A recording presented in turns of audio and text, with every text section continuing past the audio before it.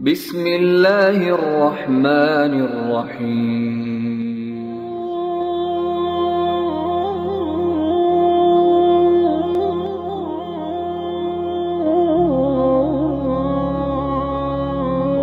نعوذ باللہ من شرور انفسنا ومن سیئات اعمالنا، من يهده الله فلا مضل له ومن يضلل فلا هادي له، واشهد ان لا اله الا الله وحده لا شريك له، واشهد ان محمدا عبده ورسوله. يا ايها الذين امنوا اتقوا الله حق تقاته ولا تموتن الا وانتم مسلمون.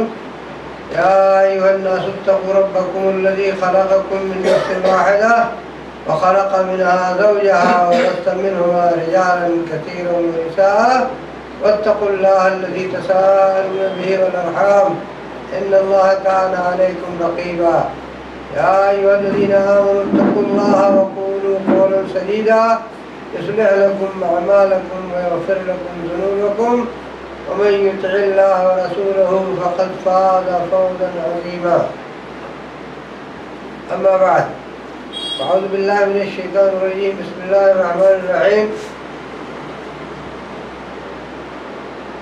قد أفلح من زكاها وقد خاب من دساها.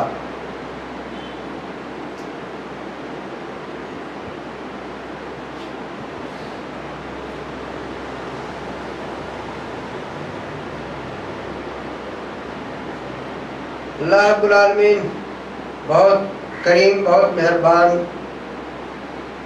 بہت داتا ہے. اس نے انسان کو بہت کچھ دیا.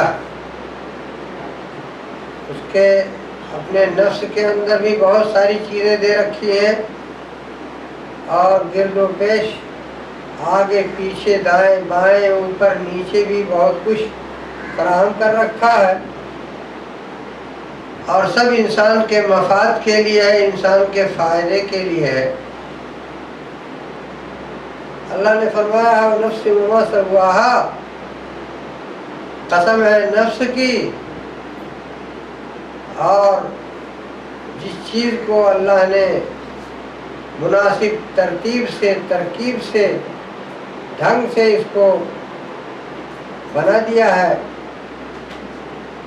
ایک یہ اللہ تعالیٰ نے فرمایا ہے یا ایھا الانسان ما غرک بربک الکریم الذی خلقک فسواک فعدلک فی ای صورت ما شاء رکبک.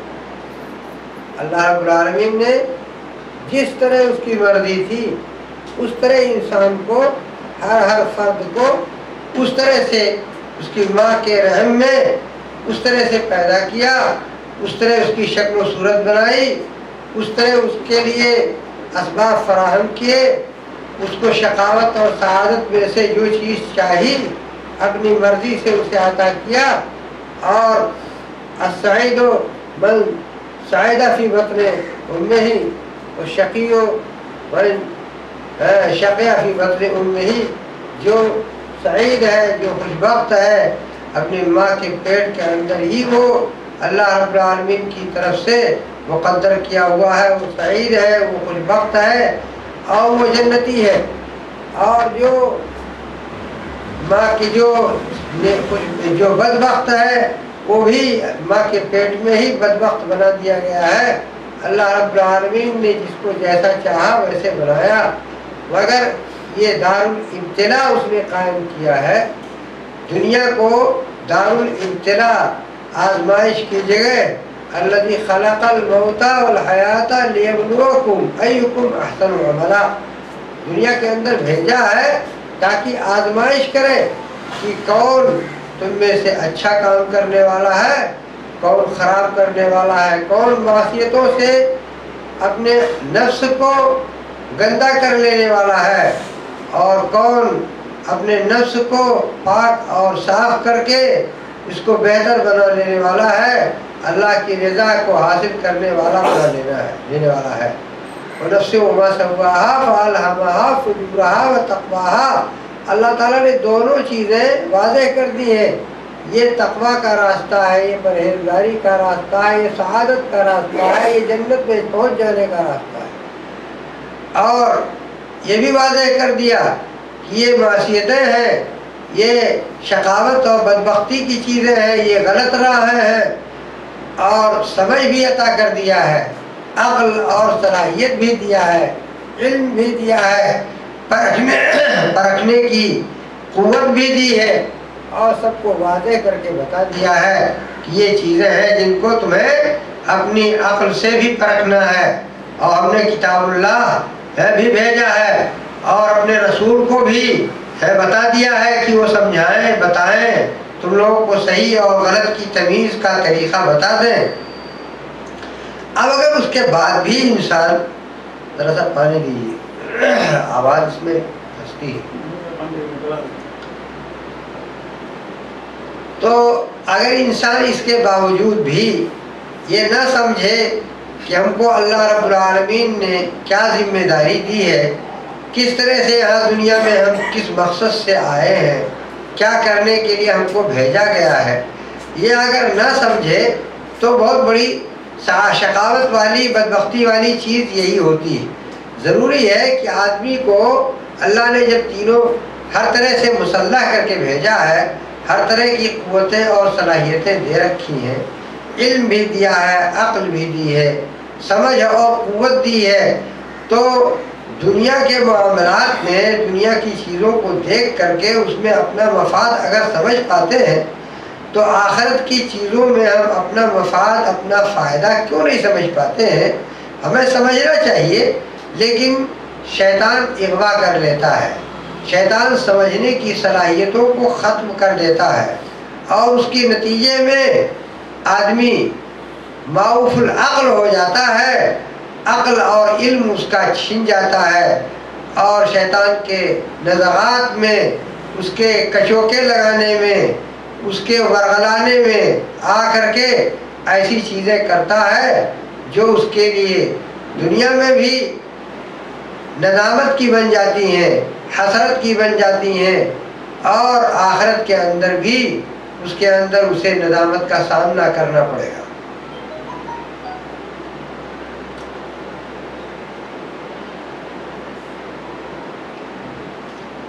موضوع ہمارا ہے جس پر آپ سے کچھ تبادلہ خیال کرنا ہے، محاسبہ نفس، نفس کا محاسبہ کرنا، حساب لینا اس سے کہ یہ کس مقصد سے یہاں دنیا میں بھیجا گیا ہے۔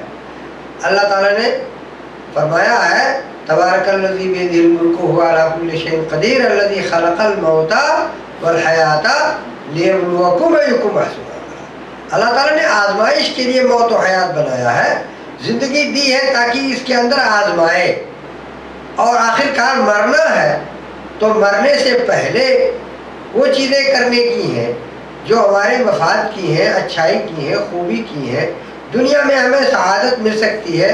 ہم نے سعادت صرف پیسے کو بنا لیا ہے، پیسے کو، دولت کو، بلڈنگ کو، اس طرح کی کچھ زیب و زینت کی چیزیں، چہل پہل کی چیزیں ہیں، ان کو ہم نے اپنے لیے سب کچھ سعادت کی چیز سمجھ لیا ہے۔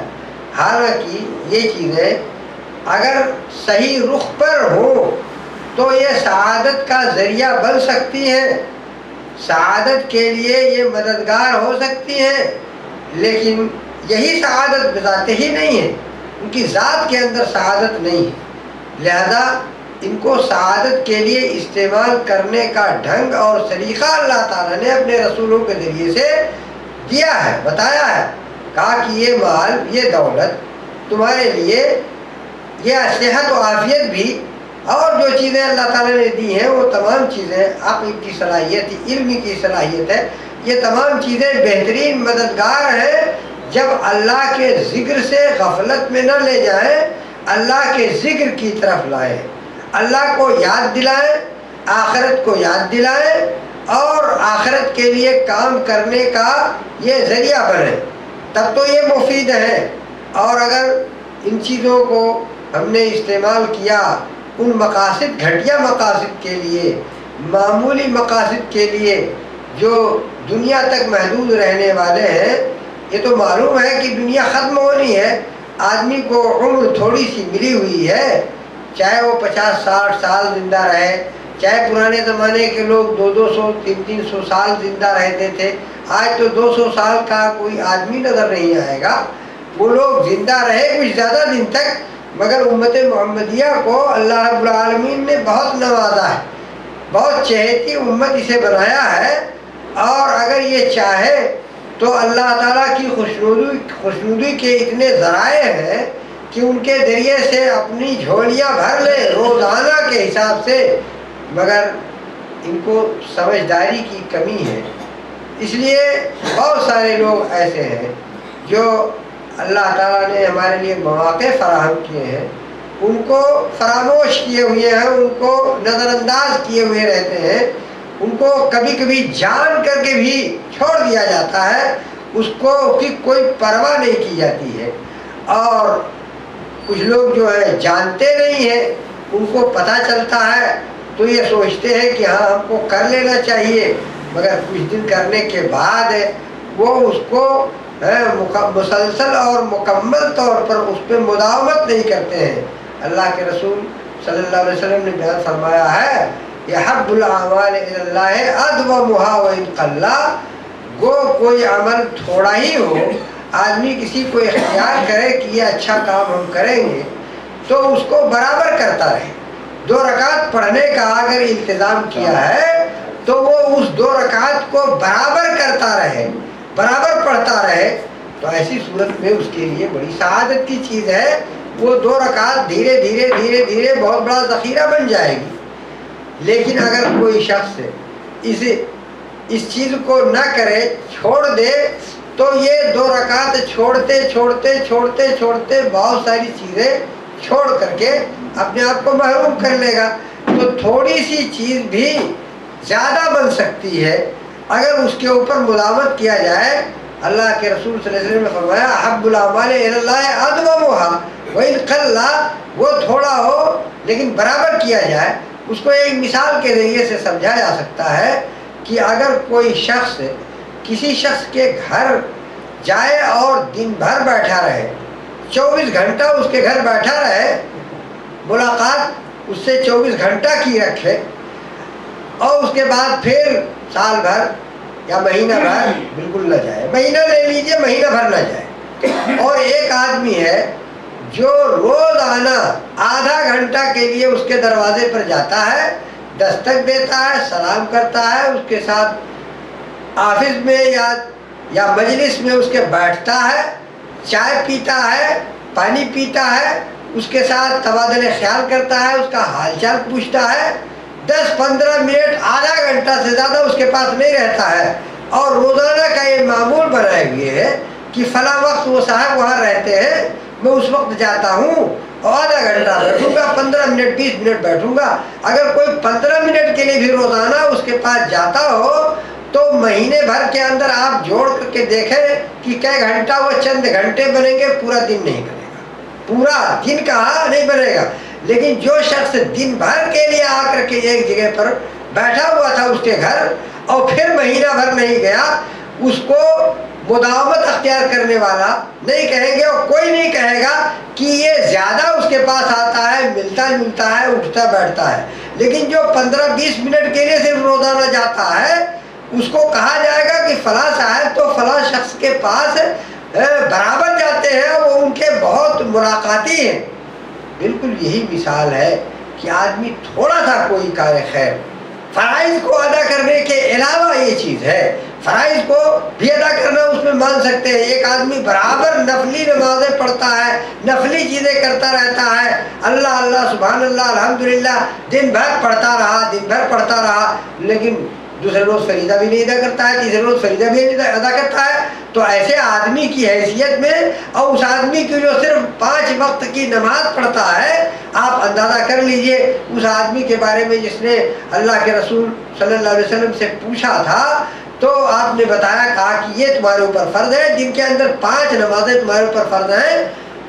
تو اس نے کہا کہ 5 نمازوں کے علاوہ میں کچھ اور نہیں کروں گا، لا ازید علی ھذا ولا انقص، نہ اس میں کچھ اضافہ کروں گا کہ مزید سنتیں پڑھوں، اور نہ کچھ کمی کروں گا کہ ان 5 نمازوں میں جتنی رکعتیں ہیں ان میں سے کچھ کمی کر دوں، صرف اتنے ہی کروں گا۔ تو آپ نے اس کے جاتے ہوئے کہا افلح ان صدق، اگر اس نے سچ کہا ہے۔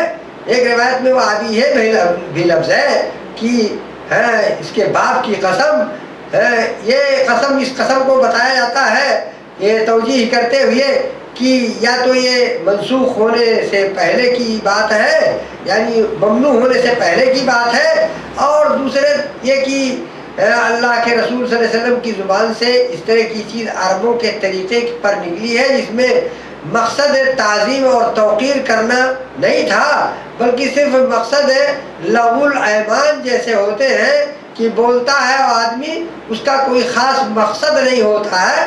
اس طرح سے آج بھی بہت سارے لوگ ہیں جو آپ راستہ کہیں جانے کا پوچھیں تو کہتے ہیں واللہ لا ادری، اللہ کی قسم نہیں جانتا، حالانکہ یہ آدمی منکر نہیں ہے، آپ جو بتائے گا وہ صحیح مانے گا، لیکن اس کے باوجود قسم کھا کر کے کہتا ہے واللہ لا ادری واللہ لا افعل واللہ لا کذا، تو قسم کھانا مقصود نہیں ہے۔ اسی کو اللہ رب العالمین لغو الایمان کہا ہے، لا یؤاخذکم اللہ باللغو فی ایمانکم، جو تمہارے قسموں میں لغو انداز پر بے سبب بلا قصد و ارادہ کے تمہارا دل اس کو نہیں چاہتا ہے، اس کے بارے میں کوئی چیز سوچتا نہیں ہے، اس کو چاہے بغیر کہہ لیتا ہے، تو اس پر اللہ تعالیٰ مواخذہ نہیں کرتا ہے۔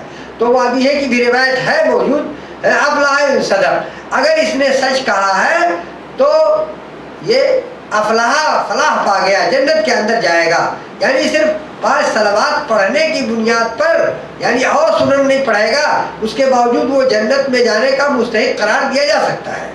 لیکن یہ سنتیں جو ہیں، دراصل حدیث کے اندر ہے، ابو داؤد وغیرہ کی روایت میں ہے، صحیح روایت ہے کہ آدمی فرائض کو ادا کرتا ہے تو اس کے اندر کچھ کوتاہی بھی رہ جاتی ہے، ان کوتاہیوں کا ازالہ اللہ رب العالمین کہے گا فرشتوں سے کہ میرے بندے کے یہاں اس فریضے کی ادائیگی میں کوتاہی رہ گئی ہے، تو دیکھو اس کے اس جنس سے کچھ اور عمل موجود ہے۔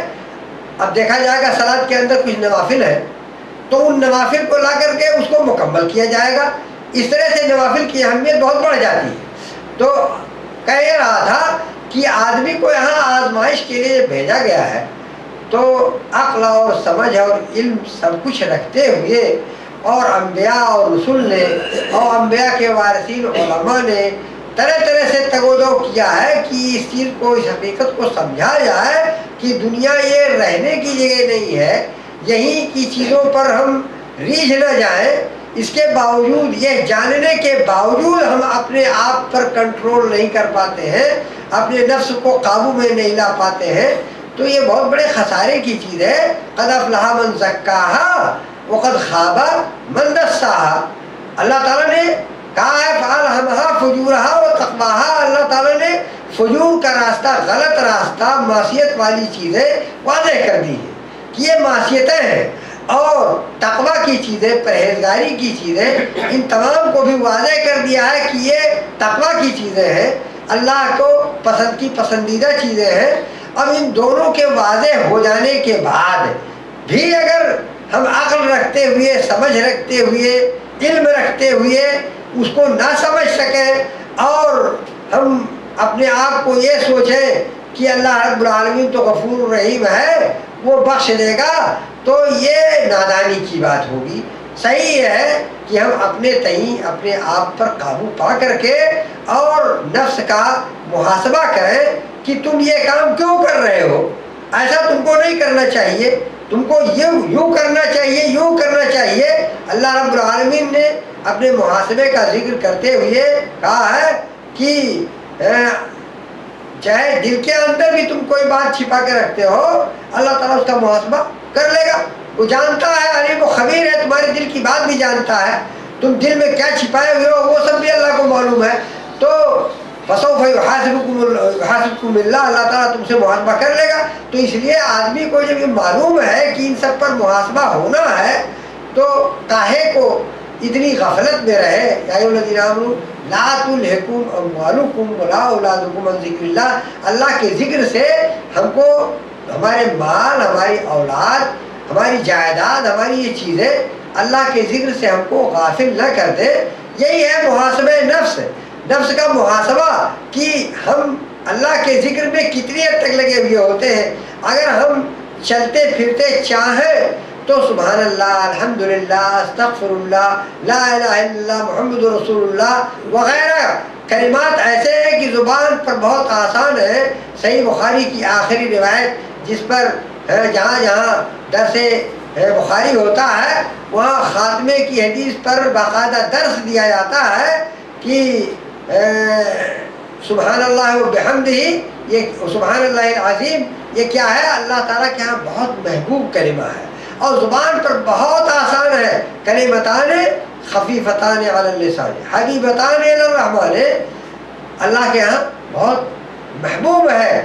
اور ثقیلتان فی المیزان، میزان کے اندر اللہ رب العالمین کے یہاں وزن کیے جانے میں بہت ہی وزنی ہے. مگر اس کے باوجود یہ ہم سنتے رہتے ہیں، جانتے رہتے ہیں، مگر ہمیں توفیق کہاں سے ملے جب اپنے آپ کو آمادہ نہیں کرتے ہیں کہ اتنا آسان کلمہ ہم سبحان اللہ بحمدہ سبحان اللہ العظیم کتنا خفیف ہے کہنے کے لیے، آسان ہے کہنے کے لیے، چلتے پھرتے اٹھتے بیٹھتے ہم کہہ سکتے ہیں.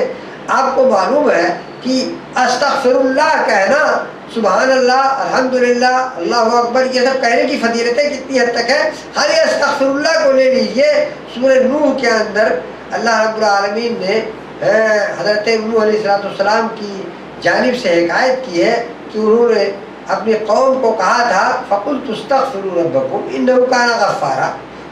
اللہ رب العالمین غفار ہے، تم اللہ اپنے رب سے استغفار کرو، اللہ تعالیٰ سے بخشش چاہو، کہو اے اللہ ہمیں بخش دے، اے اللہ ہمیں معاف کر دے. اس چیز کا مطالبہ اللہ سے کرو، غفار ہے وہ بخش دے گا، تمہاری کوتاہیوں کو نظر انداز کر دے گا. لیکن جب ایمان لے آؤ گے، جب مان لو گے اللہ کو، توحید کو مان لو گے، توحید اور شرک یہ بہت بنیادی چیز ہے. سب سے بنیادی چیز تو یہی ہے. اگر شرک کرتے ہوئے اللہ کے یہاں جاتا ہے تو اس کی مغفرت کا دروازہ بند ہو چکا ہے. اللہ نے بہت واضح لفظوں میں کہہ دیا ہے. اس لیے اس سے کمتر گناہ کے بخشے جانے کی امید کی جائے گی، کیونکہ اللہ تعالیٰ نے کہا ہے یا ایھا الذین آمنوا لا تقنطوا من رحمت، یا ایھا الذین قل یا عبادی الذین اسرفوا علی انفسہم لا تقنطوا من رحمت اللہ. اے میرے وہ بندو جنہوں نے اپنے نفس کے اوپر زیادتی کی ہے، وہ میری رحمت سے مایوس نہ ہو. ان اللہ یغفر الذنوب جميعا، تمام گناہوں کو اللہ بخش دے گا. تمام گناہ کب بخشے گا؟ جب توحید اس کے ہاں پائی جا رہی ہو، شرک نہ پایا جا رہا ہو، تب اللہ تعالیٰ گناہوں کو بخش دے گا. اور اللہ تعالیٰ گناہوں کے بخشنے کے لیے بہت سارے وسائل بتائے ہوئے ہیں.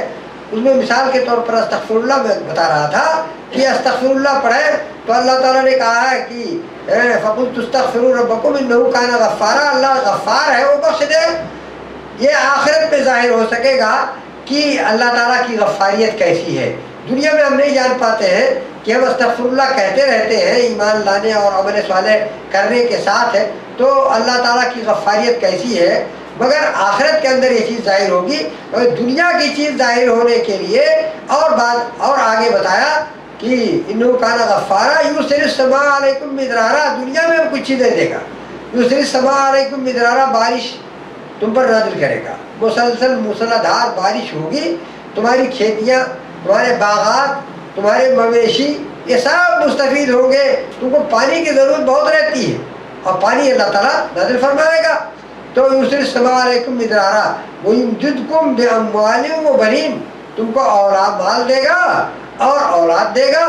ویجعل لکم جنات ویجعل لکم انہارا، تمہارے لیے نہریں جاری کر دے گا، کھیتیاں اور ضروریات طرح طرح کی باغات اور مویشی اور خود اپنا پانی کی ضرورت. آپ دیکھیں کتنی زیادہ ضرورت ہے انسان کو کہ برابر نہانا دھونا، برتن صاف کرنا، گھر صاف کرنا، کتنی ساری ضروریات پانی کی ہیں. اللہ رب العالمین نے کہا کہ پانی برسائے گا. تو یہ تمام چیزیں دنیا کے اندر تم کو دے گا. کس بنیاد پر؟ استغفار کرو. حسن بصری رحمۃ اللہ علیہ کے بارے میں آتا ہے کہ ان سے کسی نے پوچھا، کہا کہ بارش نہیں ہو رہی ہے کیا کریں؟ کہا کہ استغفار کرو. دوسرے آدمی نے پوچھا، کہا کہ میرے پاس اولاد نہیں ہے کیا کروں؟ کہا استغفار کرو. کہا کسی نے کہ میں فقر و فاقہ کا شکار ہوں، محتاج ہو گیا ہوں، بھوک بری کا شکار ہوں کیا کروں؟ تو کہا استغفار کرو. کسی شاگرد نے دیکھا کہ یہ سب بات میں استغفار ہی کے لیے بتاتے ہیں، تو کہا کہ ایک ہی فارمولہ آپ کے پاس ہے، ایک ہی ضابطہ ہے استغفار کرنا تمام چیزوں کے لیے. تو یہ آیت پڑھ کر کے سنائی، کہا اللہ رب العالمین نے ان تمام چیزوں کا وعدہ کیا ہے. جو استغفار کو لازم پکڑتا ہے اس کو اللہ تعالیٰ بھوک مری بھی اس کی ظاہر کر دیتا ہے، اس کو دولت دے دیتا ہے کہ کھانے پینے والا بن جائے. اس کے پاس اولاد نہیں ہے، اللہ رب العالمین اس کو اولاد بھی دے دیتا ہے. اللہ رب العالمین بارش بھی نازل کرتا ہے، قحط سالی دور ہوتی ہے. یہ تمام چیزیں اللہ تعالیٰ اسی استغفار کی برکت سے دیتا ہے. تو ہمارے یہاں اپنے آپ کو قابو میں کرنا کہ ہم کو کیا کرنا چاہیے اور کیا نہیں کرنا چاہیے، یہ بہت بڑا مسئلہ بنا ہوا ہے. ہم جان کر کے اگر نہیں جانتے ہیں کوئی غلطی کر لیتے ہیں تو یہ تو معافی کے زمرے میں داخل ہوتا ہے. اللہ رب العالمین ایسے میں مواخذہ نہیں کرتا جب آدمی جان بوجھ کر کے نہیں کرتا ہے. جانتا نہیں تھا، غلطی ہو گئی، اس سے چوک ہو گئی، اللہ تعالیٰ معاف کر دیتا ہے. لیکن یعنی بلا توبہ کے معاف کر دیتا ہے، بلا استغفار کے اس کو معاف کر دیتا ہے. اور استغفار کرنے پر اور توبہ کرنے پر تو شرک جیسا گناہ بھی معاف ہو جاتا ہے. تو معلوم ہے کہ اگر آدمی مشرک ہو اور توبہ کر لے اللہ سے تو اس کا توبہ اللہ تعالیٰ قبول کرتا ہے اور اس کو شرک سے نجات دے کر کے اس کو توحید کے دائرے میں داخل کر دیتا ہے، اس کو جنت دے دیتا ہے. یہ توبہ کرنے پہ تو یہ ہو جاتا ہے، لیکن بلا توبہ کے بھی چیز حاصل ہوتی ہے. بلا توبہ کیے بھی یہ چیزیں حاصل ہو جاتی ہے. چوک ہو گئی، غلطی ہو گئی، بلا توبہ میں اللہ تعالیٰ معاف کرتا ہے. اور اسی طرح سے جب آدمی توبہ کے بغیر ایسی چیزیں کرتا ہے جو جان بوجھ کر کے کرتا ہے تو بھی اللہ رب العالمین اپنے رحم و کرم سے ایسی چیزوں کو معاف کرتا رہتا ہے. جب آدمی نیک کام کرتا جاتا ہے اور اس سے غلطیاں ہوتی جاتی ہیں تو بھی اللہ رب العالمین اس کو اپنے رحم و کرم سے معاف کرتا ہے. اتبع السیئۃ الحسنۃ تمحوها، جب کوئی غلطی ہو جائے تو اس کے پیچھے نیکی کرو، نیکی اس کو مٹا دے، اس کو ختم کر دے. تو اس طرح سے اللہ تعالیٰ نے یہ نظام بنایا ہے ہمارے لیے. ہم اگر اپنے آپ کو قابو میں رکھے اور اللہ رب العالمین نے جو دائرہ ہم کو دیا ہے اس دائرے کے اندر رہیں تو ہمارے لیے بہت خوبیاں ہیں. اللہ کے رسول صلی اللہ علیہ وسلم نے بیان فرمایا ہے کہ الدنیا سجن المؤمن و جنت الکافر. مومن دنیا کے لیے قید خانہ ہے اور کافر کے لیے جنت ہے. کافر کے لیے چھوٹ ہے، جو مرضی ہو وہ کرے. اس کو اگر ہم دو طرح سے آپ کے سامنے واضح کریں کہ دنیا مومن کے لیے قید خانہ کس طرح سے ہے. ایک تو قید خانہ اس کے اپنی حالت دنیا کی، مومن کی دنیا کے اندر جو حالت ہے، اور مومن کی حالت جو آئندہ آخرت کے اندر ہونے والی ہے. ان دونوں میں موازنہ کریں تو نظر آئے گا کہ یہاں اس کو پابند شریعت بنایا گیا ہے. یہ عقیدہ رکھنا ہے، یہ عقیدہ نہیں رکھنا ہے. یہ عمل کرنا ہے، یہ عمل نہیں کرنا ہے. یہ اخلاق اپنانا ہے، یہ اخلاق نہیں اپنانا ہے. ایسا معاملہ کرنا ہے، ایسا معاملہ نہیں کرنا ہے. یہ دائرہ ایک دیا ہوا ہے، اسی دائرے کے اندر رہ کر کے تم کو کام کرنا ہے اور سوچنا ہے. سوچنے کا بھی دائرہ بتایا ہوا ہے. یہ سوچنے کا تمہارا دائرہ یہ ہونا چاہیے. صحابہ کرام میں سے بعض نے ایک مرتبہ اللہ کے رسول صلی اللہ علیہ وسلم سے کہا کہ ہمارے ذہن میں ایسی بات آتی ہے کہ ہم اس کو زبان پر لا نہیں سکتے ہیں. تو کہا اللہ کے رسول صلی اللہ علیہ وسلم نے کیا تم لوگوں کے یہاں یہ چیز آ گئی، یہ سوچنے میں ایسا آیا؟ کہا ہاں. کہا ہذا صریح الایمان، یہ خالص ایمان ہے، صریح ایمان ہے کہ تم اس کو زبان پر دل میں آتا ہے. یہ شیطان کا وسوسہ دلانا ہے. مثال کے طور پر ایک لے لیجیے، آپ کائنات کو سمجھتے ہیں کہ اللہ تعالیٰ نے پیدا کیا ہے اور شیطان آپ کو ورلا کر کے یہ دل میں ڈالتا ہے کہ جب اتنے بڑے کائنات کو اللہ نے پیدا کیا ہے تو اللہ کو کس نے پیدا کیا ہے؟ اللہ کو کس نے پیدا، اس کا بھی کوئی پیدا کرنے والا ہونا چاہیے.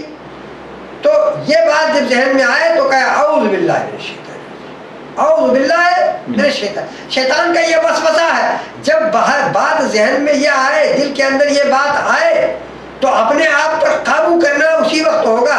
یہ دائرہ ہمیں دیا ہوا ہے، ہمارے سوچنے کا ادارہ دیا ہے کہ ہمارے سوچنے کے دائرے میں یہ مخلوقات ہے. مخلوقات کا خالق ہمارے سوچنے کے دائرے سے باہر ہے.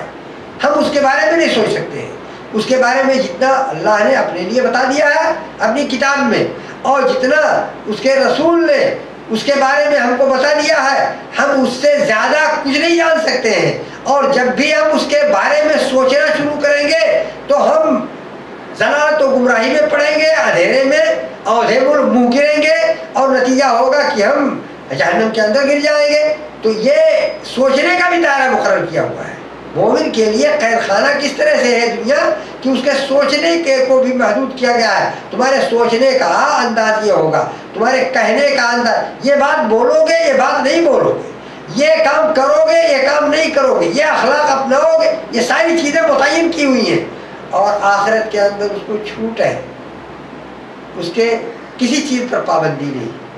علامہ اقبال صاحب ایک ہوتے ہیں بہت بزرگ آدمی، انہوں نے کس رو میں کہا ہے کہ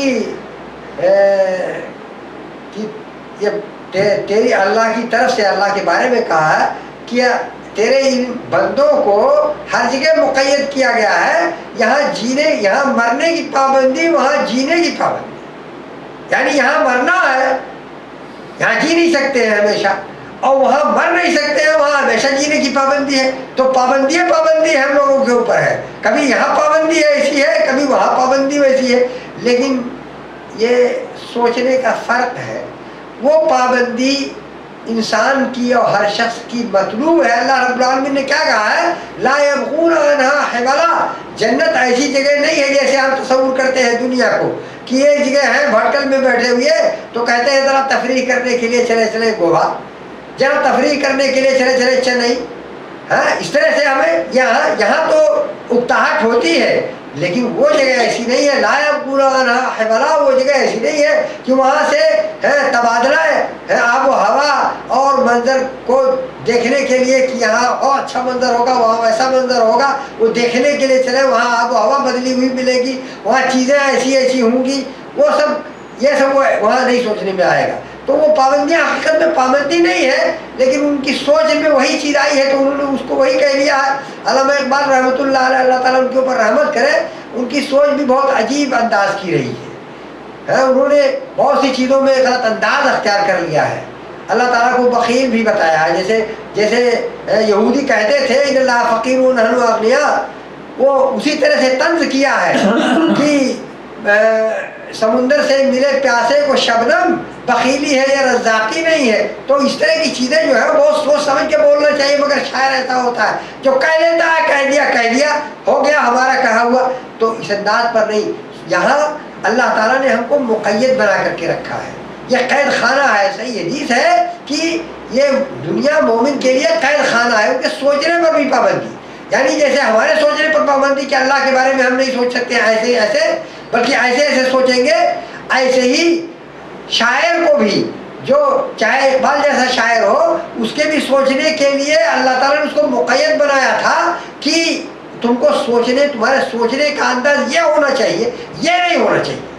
مگر جب آدمی کو آزادی حاصل ہو تو جو مرضی ہو بول جائے، حالانکہ وہ کہتا ہے مقید ہے ہم، اور وہ مقید اپنے آپ کو نہیں سمجھتا ہے، جو کہتا ہے جو چاہتا ہے وہ کہہ لیتا ہے، تو یہ طریقہ غلط ہے۔ مقید ہے انسان، یہاں پابند ہے، وہاں اس کو آزادی حاصل ہے۔ تو ایک یہ ہوا کہ مومن کی حالت یہاں دنیا کے اندر جو ہے مقید ہے، بولنے، سوچنے، سمجھنے، عقیدہ رکھنے، عمل، اخلاق سب چیزوں میں اس کو پابندی کی ہوئی ہے۔ کھانا پینا، پہننا اوڑھنا ساری چیزیں پابندی کی ہے مومن کی، اور آخرت کے اندر ان میں سے کوئی پابندی نہیں ہے، ہر چیز اس کے لیے فراہم اور اس کے لیے جائز اللہ تعالیٰ نے کر رکھا ہے۔ تو یہ قید خانہ اس اعتبار سے کہ مومن کی دنیا کی حالت کو آخرت کی اس کی حالت سے دیکھیں، مقارنہ کریں، تو یہاں یہ قید و بند کی زندگی گزار رہا ہے، وہاں قید و بند سے آزاد ہے۔ اور دوسرے طرح سے اس کو مقارنہ اور موازنہ کریں کہ مومن کی حالت یہاں دنیا میں اور کافر کی حالت دنیا میں۔ کافر کے لیے سب طرح کی چھوٹ ہے، وہ جو چاہتا ہے سوچتا ہے، جو چاہتا ہے بولتا ہے، جو چاہتا ہے کرتا ہے، جو چاہتا ہے کھاتا ہے، جو چاہتا ہے پہنتا ہے، جیسا معاملہ چاہتا ہے کرتا ہے۔ یہاں مومن کے لیے ہر چیز میں پابندی کی ہوئی ہے کہ ایسے بولو گے ایسے نہیں بولو گے، ایسے کھاؤ گے ایسے نہیں کھاؤ گے، یہ سامان کھا سکتے ہو، یہ اخلاق اپنا سکتے ہو، یہ چیزیں پہن سکتے ہو، سب ہر چیز میں پابندی کی ہوئی ہے. تو مومن کے لیے یہ ہمارا محاسبے کا معاملہ یہاں چل رہا ہے کہ محاسبہ آدمی کو ان پہلوؤں سے کرتے رہنا ہے کہ جب ہم کو یہ بولنے کے لیے اجازت نہیں دی گئی ہے تو ہم کیوں بولیں. ان الرجل لا يتكلم بكلمة من رضا اللہ من رضوان اللہ یرفع اللہ بہ درجات. آدمی ایک بات بولتا ہے لا یلقی لہا بالا، اس کی کوئی پرواہ نہیں کرتا ہے کہ میں نے کیا کہا ہے، مگر وہ ہوتی ہے اللہ کی رضا کی، اور اس کے ذریعے سے اللہ تعالیٰ اس کے درجات جنت کے اندر بلند کر دیتا ہے. اور ان الرجل لا يتكلم بكلمة لا يلقي لها بالا، آدمی ایک بات بولتا ہے اس کی کوئی پرواہ نہیں کرتا ہے اور وہ من سخط اللہ ہوتی ہے، اللہ کی ناراضگی کا کلمہ ہوتا ہے. یہوی بہا فی نار جہنم یہوی بہ فی نار جہنم ابدا ما بین المشرق والمغرب، مشرق و مغرب کے درمیان جو دوری ہے اس دوری کے اندر جہنم میں جا گرتا ہے اس ایک کلمے کے بولنے. تو ہماری بات بھی بولی جانی ہے تو وہ سوچ سمجھ کر کے کہ کیا ہم بول رہے ہیں آیا یہ اسلام کے خلاف تو نہیں ہے. ایک مرتبہ ایک شخص کو سنا گیا، ایک مثال کے طور پر ذکر کر رہا ہوں کہ کوئی مجلس تھی، اسی طرح کی باتیں چل رہی تھی، میٹنگ چل رہی تھی لوگوں کی، یا وعظ و نصیحت کی مجلس تھی. اذان ہونے لگی. وعظ و نصیحت کی مجلس غالباً نہیں تھی، عام لوگوں کی بات چل رہی تھی. ان میں ایک صاحب نے جا کر کے اذان دینا شروع کر دیا. وہ کہتے ہو دیکھو اس کو دیکھو کیا کر رہا ہے. یہ کیا ہے؟ یہ اذان کے ساتھ استہزاء، اذان کے ساتھ ہے، یہ اللہ کے ذکر کو بلند کرنے والے کے عمل کے ساتھ استہزاء ہے. تو اس طرح کی چیزیں کیا بولنا ہے، کیا کرنا ہے، کیا موقف اختیار کرنا ہے، کہاں، یہ ہمیں بہت سوچ سمجھ کر کے کوئی چیز کرنی ہوگی. بھلے سے آپ کو وہ چیز ناگوار گزر گئی کہ وقت ہو گیا ہے تو وہ اذان ابھی نہیں دیتا، ہماری بحث ختم ہو جاتی تو اس کے بعد اذان دیتا، لیکن وہ کیوں ایسا کرے؟ اللہ کے ذکر کا وقت آ گیا، اس نے اذان دینا شروع کر دیا. تو اب اس کو شکریہ کرنا، اس کے اوپر مذاق کرنا، اس سے ہم کو روکا گیا، یہ پابندی کی گئی ہے. تو محاسبہ آدمی نہیں کرتا ہے اپنا. جب اپنے نفس کا محاسبہ نہیں کرتا ہے تو جو منہ میں آتا ہے وہ بول دیتا ہے، جو جیسا کرنا ہوتا ہے وہ جیسا کہنا ہوتا ہے کہہ لیتا ہے.